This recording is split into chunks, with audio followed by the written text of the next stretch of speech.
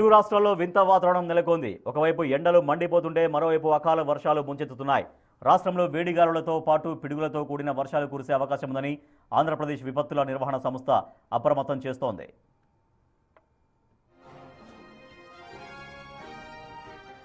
ఉత్తరాంధ్ర జిల్లాలో వేడిగాలులు తీవ్రంగా వీస్తాయని, రాయలసీమలో గరిష్ట ఉష్ణోగ్రతలు నమోదవుతాయని హెచ్చరించింది. ముఖ్యంగా విజయనగరం, పార్వతీపురం మన్యం, అల్లూరు సీతారామరాజు, ఏలూరు జిల్లాల్లోని పలు మండలాల్లో తీవ్ర వడగాలులు వీచే అవకాశం ఉంది. శనివారం నాటికి ప్రభావం ఏకంగా 54 మండలాలకు విస్తరించనుంది. ఇప్పటికే నంద్యాల, కడప, ప్రకాశం జిల్లాల్లో ఉష్ణోగ్రతలు 43 డిగ్రీలకు చేరువలో ఉండడం ఆందోళన కలిగిస్తోంది.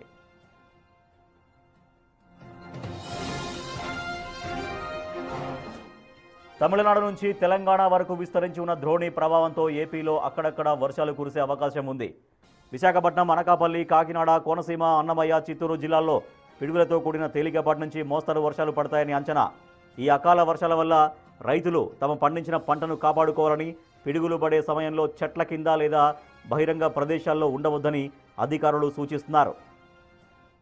ఇటువంటి వాతావరణం సినాప్టిక్ స్కేల్ అంటే లార్జర్ స్కేల్లో ఉండదు, మీసో స్కేల్ అంటారు. అంటే ఒక చిన్న తక్కువ ఏరియాలో వేడిమితో పాటు అనుకూలమైన తేమ మరియు ఇన్స్టెబిలిటీ లేదా అస్థిరత వాతావరణంలో కన్వర్జెన్సు ఇటువంటి ఉన్న చోట్ల ఎండతో పాటుగా ఉరుములు మెరుపులతో కూడిన వాతావరణంతో పాటు ఈదురుగాలులు కూడా వీచే అవకాశం, కొన్ని చోట్ల వడగళ్ల వాన పడే సందర్భం ముఖ్యంగా ఈ వేసవి కాలంలో ఉంటుంది.